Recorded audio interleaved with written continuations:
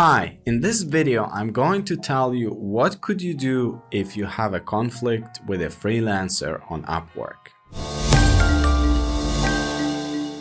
My name is Eugene, I'm video editor, and throughout the past 8 years I have turned over $500,000 on my profile on Upwork. And throughout the years I have faced all sorts of situations with my clients. But today in this video I wanted to share some tips with you as a customer. What could you potentially do to resolve any conflict you may have with a freelancer on Upwork? First of all, the good news is that whatever happens, the platform is actually always will seek for the ways to take your side and not freelancer side. Not bad, not bad. A few years ago, I've heard a story about an entrepreneur working on Upwork who had a conflict with a customer $50,000 worth. And he had every proof that the customer approved those money and that the customer owed him that money. To make the long story short, you know what happened in the end? Upwork took the side of the customer because customer is what they value first. There are a lot of freelancers and they're cheap to acquire as users on the platform.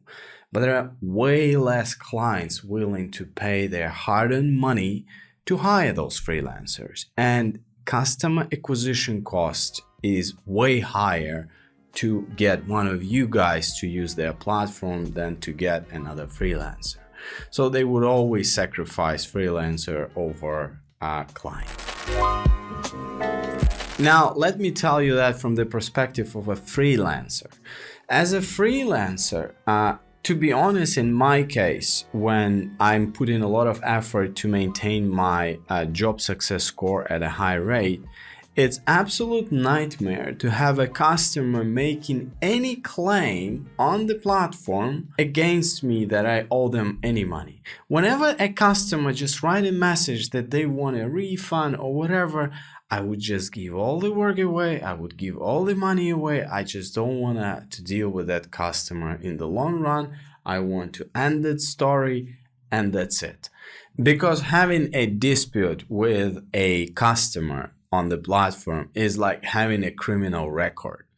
If, let's say, you are a UK citizen and you've got a criminal record and you want to go to the United States, they will not let you until your criminal record is gone, which takes I don't know how many years. So on Upwork is the same. If the freelancer causes problems that impacts the Upwork's algorithm in a particular way, then that freelancer gets lower and lower in the search results.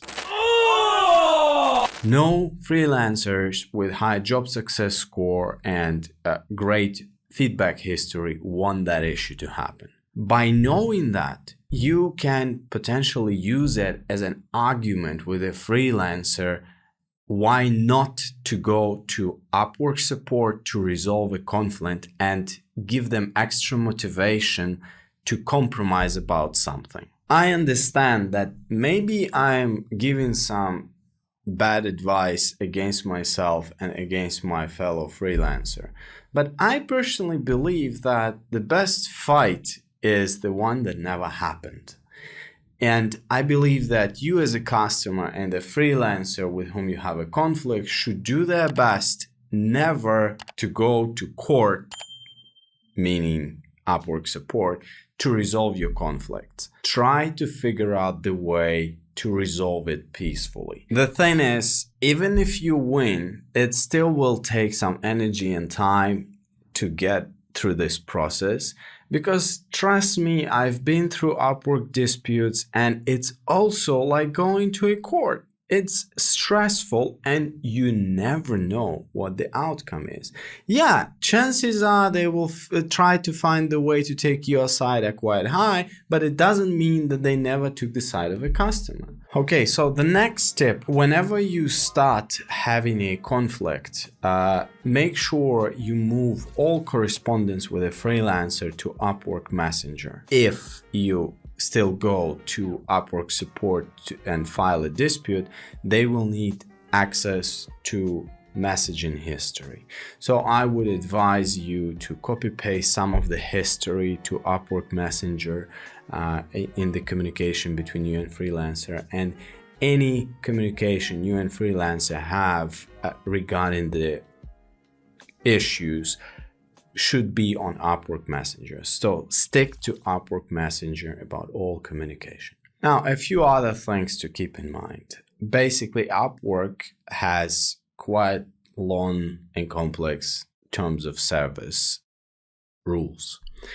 And all of us, by signing up on the platform, have to comply to those rules. Some of the rules are that you cannot contact a customer outside of the platform before the contract is sealed. Another thing which you may use in communication with a freelancer before filing a dispute is the following. You should track whether any terms of service violation took place before you engage with a contract with a customer on the platform. If there was a violation of the terms there, that thing only could become a subject of having your or freelancer's account to be blocked. What do you mean by that? Here is an example of that violation. Let's say when you found this freelancer before I hired them on Upwork, let's say you suggested them to contact you over WhatsApp Messenger, and they did that. And basically you had initial sales call over WhatsApp. After that, you've agreed on the terms and you hired the freelancer on Upwork. That's a violation. Freelancers and clients on Upwork don't have rights to contact each other outside of the platform before the contract is started. Well, again, if you are the customer, right, basically, what could happen? Well, yeah, you have a company which you registered on the platform, and worst case scenario, I'm not sure it's gonna really happen, but worst case scenario, your account of your company will be blocked. Chances are you're a serial entrepreneur and maybe you have another company which you can register on the platform, or you can register yourself as a private individual on the platform and keep hiring people. Quite high. For the freelancer, if their identity is compromised with the terms of service violation, their account will be blocked for 3 months and there is nothing they can do. They can basically get out of the business for months. There are different levels of risks you and the freelancer are having, even if both of your accounts get blocked because of the terms of service violations. There are really different stuff on stake. For them, it could be life-changing event in a really bad way. For you, well, you just will have to register a different company and register a different account. So again, this is coming back to the point that you and freelancer are not equal on the platform. You have more power in any conflict with a freelancer.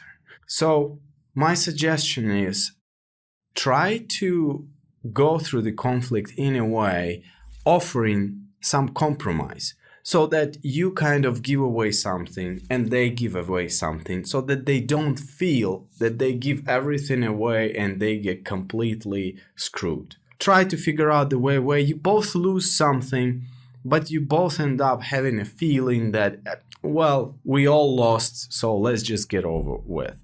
And use some of these blackmailing tips I gave you just as an argument to bluff that you will use it, you will do it. But honestly, you shouldn't do neither one.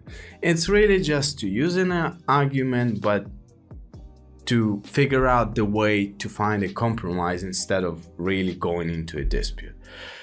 I would say that's the best solution in this case, and I hope your conflict will be resolved. In case you have your own situation which you believe is different and which should have different approach or whatever, please feel free to write down a short summary of the story of the conflict with a freelancer in the comments to this video, and I'll be happy to provide you my honest feedback what could be done. Anyways, thanks for listening. This was Eugene, your video editor. Take care.